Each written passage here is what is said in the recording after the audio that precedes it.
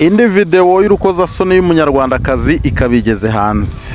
Ndibwira ko abakurikira imbuga nkoranyambaga rwose aka kanya igitaramo cyahindukiye ku mukobwa umwe w'icyamamare, mukobwa mwiza cyane uteye neza, wa wundi bita nk'umusirey queen mu mvugo z'iki gihe zigezweho. Uyu mukobwa yabiciye biracika, ni video y'urukozasoni ifite episode zigera muri 3 yasohotse kuri tariki ya 8 z'uku kwezi kwa gatandatu, nibwo yatangiye gucicikana ku mbuga nkoranyambaga zigiye zitandukanye, cyane cyane izahariya muri Uganda, dore ko ariho izi video zakomotse. Uyu mukobwa ni umukobwa witwa Kirabo Kisitu. Uyu mukobwa akaba ari icyamamare cyane hariya mu gihugu cya Uganda, ndetse akaba ari umukobwa ujegeza East Africa mu bakobwa beza kandi b'ibimero byiza. Uyu mukobwa akaba agaragara ku mbuga nkoranyambaga zigiye zitandukanye, wagenda ukamusangaho aho wasanga nko kuri TikTok yitwa Kirabo Kisitu, ndetse akarenzaho n'akadarapo k'u Rwanda, bivuze ko ari umukobwa wiyemerera neza ko ari umunyarwandakazi mu buryo bumwe cyangwa se ubundi. Ntabwo ndi bwibande cyane guhamya neza ko ari umunyarwandakazi, sindi bunavuge neza ko ngo mpamye ko ari umugandekazi furu, kubera ko uyu mukobwa kuri social media ye cyane cyane iyi TikTok agaragaza amazina ye ariko akarenzaho akadarapo k'u Rwanda, nubwo we akenshi akunda kwibera hariya mu gihugu cya Uganda muri Kampala. Gusa ibyo ntibivuze yuko adatembera no mu Rwanda, no mu Rwanda arahagera rimwe na rimwe ugasanga nabwo arimo arakatakata umujyi wa Kigali i Nyarugenge mu mahoteli agiye atandukanye. Uyu Kirabo Kisitu rero, uyu nguyu birashoboka ko wenda afite umubyeyi umwe w'umunyarwanda, cyangwa se akaba afite n'undi mubyeyi umwe w'umugande, ibyo bikaza gutuma wenda yibona nk'umunyarwanda, ku rundi ruhande akibona nk'umugandekazi. Ibyo rero ntago turi bubitindeho, turatinda kuri video yiwe yamaze kujya ahabona. Ikaba ari video yagaragaye rwose uyu mukobwa wamenaguye imitima y'abagabo benshi batandukanye ku mbuga nkoranyambaga, dore ko ikimero cye kirindwa mubi, dore ko imiterere ye ijegeza abagabo bagati nkunda, dore ko isura ye irakurura benshi rwose, ugasanga barwaye muzunga bagahinduka ibizungerezi kubera uyu mukobwa witwa Kirabo Kisitu ukunda kubarizwa hariya muri Uganda Kampala. Uyu Kirabo Kisitu yagaragaye mu minsi ishize arimo ya vibinga indirimbo zigiye zitandukanye hamwe n'umuhanzi w'umunyarwanda witwa Shafi, ndetse n'uwitwa Kevin Kade nawe yagiye hariya Uganda, usanga bari kumwe, benshi bagatera urwenya bavuga bati Kevin Kade indirimbo avuka gusohora yise ngo Amazi ya Nyanja, ishobora kuba ngo izina yarayikomoye ku uyu mukobwa, dore ko uyu mukobwa rwose Kirabo Kisitu yagaragaye muri izi video ze afite ikintu bita ngo ibintu bita Nyiransibura. Nyiransibura rero ni umuntu mu mateka y'u Rwanda bakuraho insigamigani ivuga yuko ngo yanyaye ikivu ngo cyanyawe n'uwo mugore witwa Nyiransibura. Ubwo urumva nawe cyari cyabaye ngo ni umugore ufite ikintu bita amazi menshi, sinzi niba bavuga amazi cyangwa se amavangingo, ibyo ntago bindeba.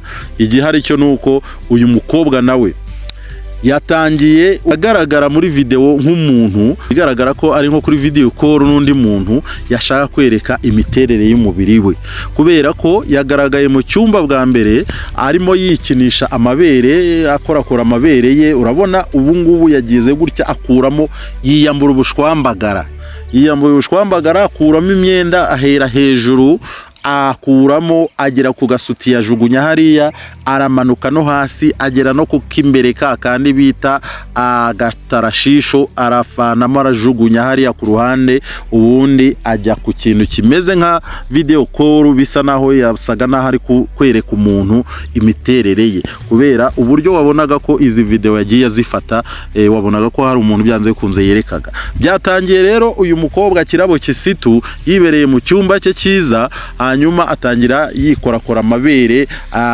yakinisha bitandukanye, ariko none wareba ukabona ko asa naho arimo amurikira umuntu runaka.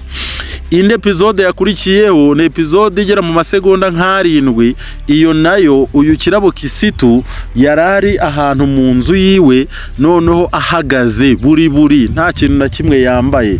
uyu mukobwa byarangiye bigaragara ko arimo afata ku cyitwa igitsina cye, arimo agenda agikorakora gake, ariko kandi bigaragara ko hari nk'umuntu ari kwereka.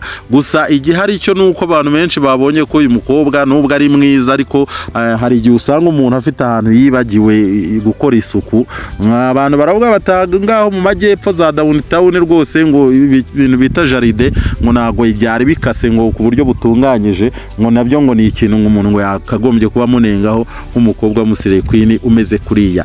indi episode ya 3 rero ya Mwisho naho yagaragaye ari ku buriri bwe, uyu mukobwa mwiza cyane w'icyogere arimo yikinisha mu myanya ye y'ibanga. hanyuma uyu mukobwa rwose bigaragara ko ngo yagiye rwose ngare kuri ikintu bita nk'amazi ya nyanja ngo menshi cyane ateye ubwoba, ku buryo rwose ngo nk'umuntu wari hafi aho ngaho abaye atarakoze imiyoboro myiza, amarigore atwara amazi rwose, ngo yajyaga kuba yasenyera abaturanyi kubera uburyo rwose. uyu mukobwa urabona umudiho buryo uva mu matako, urabona ukuntu ari igisore, urabona taye nini, urabona yewana arashinguye arahagaze be.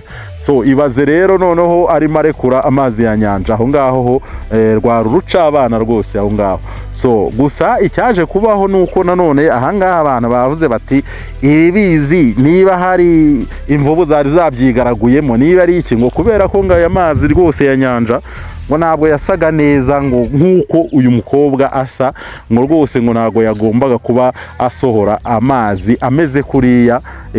bigaragara ko rwose ngo wagira ngo ni nk'abashumba bari baragiyemo hagana haruguru, cyangwa se imvubu zigaraguyemo, ku buryo amazi ya rwose yakagombye kuba aturuka kuri iriya soko abantu bari bizeye ngo yabatengushye rwose, ngo amazi ngo yasaga nabi nkaho hari abana bayatobye. ibyo ngibyo nabyo bakavuga batari ko buriya rero nta mwiza wabuze inenge. uyu nawe aha ngaha turamubonye nta tubonye. ubu ngubu ibi nabyo ni ibintu byo kugira ngo abantu babe bamenya ko burya nta mwiza wabuze inenge nyine nk'uko mu kinyarwanda babivuga. uyu mukobwa rero yakomeje kubica biracika, videwo ze zasakaye hirya no hino, nyamara nyuma we yaje kuza asaba imbabazi ngo abantu bose bashobora kuba barabonye ngo aya mavidewo ye akabagiraho ingaruka zigiye zitandukanye, n'abakunze babasaba imbabazi muri rusange. ariko kandi avuga yuko aya mavideo ngo yagiye hanze mu buryo nawe atabigizemo uruhare, ku buryo ngo atabitanzeho uburenganzira bwo kugira ngo aya mashusho ajye hanze. bityo rero akavuga ati hamwe n'inzego zibishinzwe ndimo ndakora ibishoboka byose kugira ngo dukurikirane abantu bari barabigizemo uruhare. wa mugani wa ya mpano, urumva ko ikirego rwose kirasa n'icya ya mpano, ntago cyajya kure y'iki ya mpano yashinjaga abitwa ba Jihadi, ba Pazomani, ba K-John n'abandi. iki kirego kirasa nabyo neza ngo uyu mukobwa yifatiye amashusho muri telefone ye ngo mu buryo rwose buri private, ariko noneho ngo amashusho ngo yaje kuba ngagera hanze mu buryo bunyuranyije n'ibyo yifuzaga. bivuze ko ari ngo abantu bashobora kuba bayamushimuse bakayata hanze. ibyo rero abantu bakagaruka bavuga bati sigaho ceceka aho ngaho, wikwira gutubwira ngo ibyo ngibyo ngo bayakwibye ngo bagize gute. ikigaragara cyo nuko mu kuyafata wasaga naho hari umuntu murimo kuvugana, cyangwa se uri tayari uri kugera ngo umurikodingire rwose ayo mavideo amugereho 5 kwa 5. none bikaba bivuga ngo bashobora kuba bashwanye n'uwo muntu, dore ko kenshi ari amashusho afatwa hagamijwe inyungu runaka, ariko noneho nyuma haza kuvamo ibintu byo gushwana.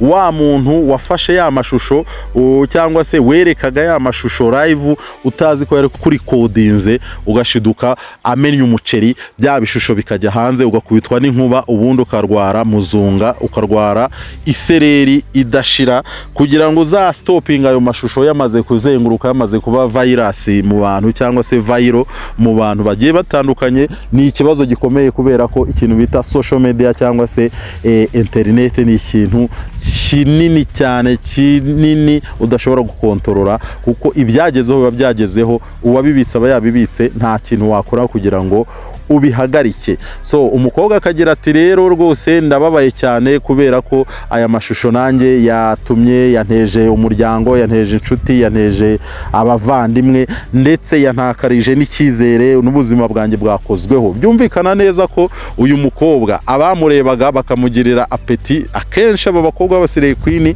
ndetse rwose n'abandi mutarabonera amashusho, aba bakobwa bose b'abasireye queen mwitege n'uwo mutarabonera amashusho n'ubundi ejo niwe n'undi ejo azatahirwa, kubera ko aba bakobwa nizo deal biberamo ahanini, bacuruza online.